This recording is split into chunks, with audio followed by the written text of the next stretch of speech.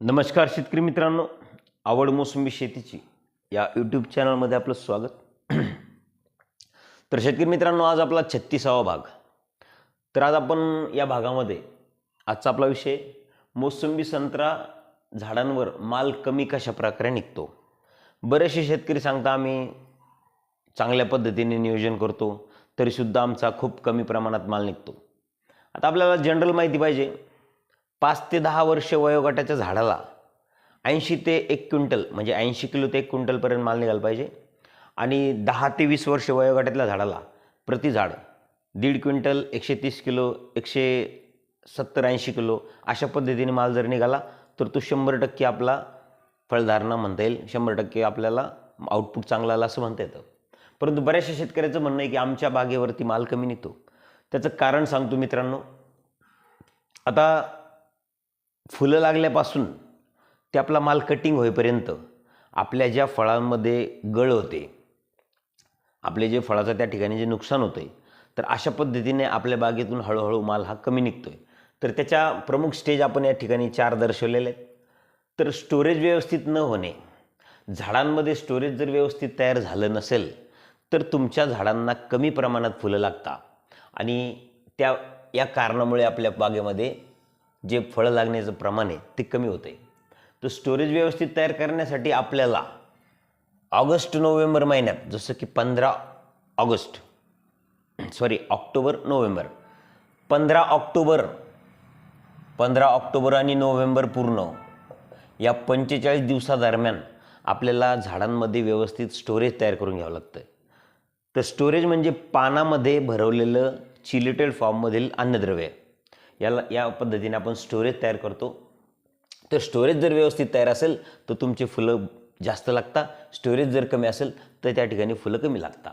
मग हा 1 नंबरचा तुम्ही जो पॉईंट लक्षात आला असेल, स्टोरेज व्यवस्थित तयार नसेल तर फुलं कमी लागतात आणि त्यामुळं आपल्या बागेत माल कमी निघतो.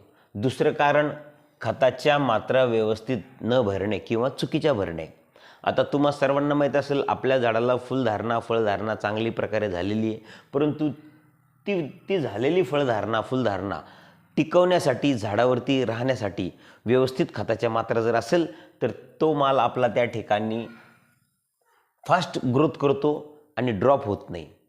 तर आपल्या चुकीच्या मात्रा दिल्यामुळं त्या ठिकाणी सुद्धा आपली फळगळ होते आणि मग आपला माल कमी निघतो. 3 नंबरचं पॉईंट किंवा 3 नंबरचं रिझन, बोरासारख्या अवस्थेमध्ये लक्ष न देणे. बोरासारखी अवस्था असताना फळगळ प्रामुख्याने होताना आपण बघतो, परंतु त्यावर आपण उपाययोजना करत नाही आणि मग त्या ठिकाणी सुद्धा आपला लॉस त्या ठिकाणी झालेला आपल्याला बघायला मिळतो आणि आपल्या झाडावर एकूण फळाची संख्या मग कमी होते. त्यानंतर चौथं कारण, सुपारीसारख्या अवस्थेत फळगळ. आता सर्वांना माहीत असेल, फळगळ ही फुलामध्ये होते, सुपारीसारख्या अवस्थेत होते, तुरीसारख्या अवस्थेत होते. मग आता सुपारीसारखे फळं ज्यावेळेस होता त्यावेळेस आपल्याला माहीत असेल, जानेवारी-फेब्रुवारी महिना असतो, त्यावेळेस आपल्या मोसंबी संत्र्याचे फळं हे सुपारीसारखं असतात आणि त्यावेळेस फळगळ होती. कारण उन्हाचं प्रमाण वाढतंय आणि आपल्याला त्या ठिकाणी नत्र स्थिरीकरण करावं लागतं, ते आपण करत नाही.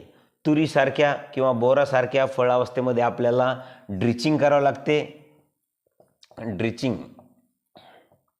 या ठिकाणी आपल्याला ड्रिचिंग करावं लागते, म्हणजे आपली बोरासारखी फळगळ होत नाही. सुपारीसारख्या फळावस्थेमध्ये आपल्याला नत्रस्थिरीकरण करावं लागतं, म्हणजे सुपारीसारखे फळं गळत नाही.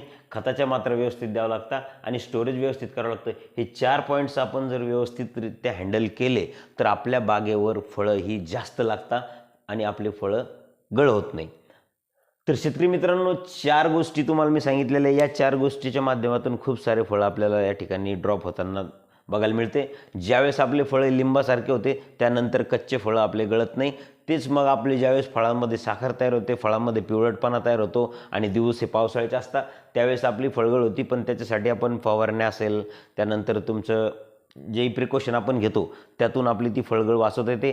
किंवा आपल्या बागेमध्ये जर फळगळ जास्त प्रमाणात असेल, आपण फवारणी घेऊन त्यावर आळा बसत नसेल, निसर्गाचा थैमान किंवा प्रादुर्भाव त्या ठिकाणी जर बघायला मिळत असेल तर आपण अशा वेळेस फळं विकतो, त्याला आपल्याला सोल्युशन मिळते. परंतु या छोट्या अवस्थेमध्ये, जसं की बोरासारखी फळं असतात, सुपारीसारखी फळं असतात, तर या अवस्थेमध्ये आपल्याला मात्र लक्ष द्यावं लागतं, जेणेकरून आपले फळं ही जास्तीत जास्त झाडावर टिकून राहील आणि आपलं उत्पादन चांगलं वाढेल. तर शेतकरी मित्रांनो, 36व्या भागामध्ये आपण बघितलं असेल मोसंबी संत्रा झाडांवर फळं कशा प्रकारे कमी निघता, तर यावर काय सोल्युशन करायला पाहिजे, यावर काय प्रिकॉशन घ्यायला पाहिजे, याविषयी आपण डिस्कस केलेली आहे. शेतकरी मित्रांनो, आपल्याला जर व्हिडिओ आवडला असेल व्हिडिओला शेअर करा आणि चॅनलवर जर नवीन असेल तर कृपया चॅनल सबस्क्राईब करा.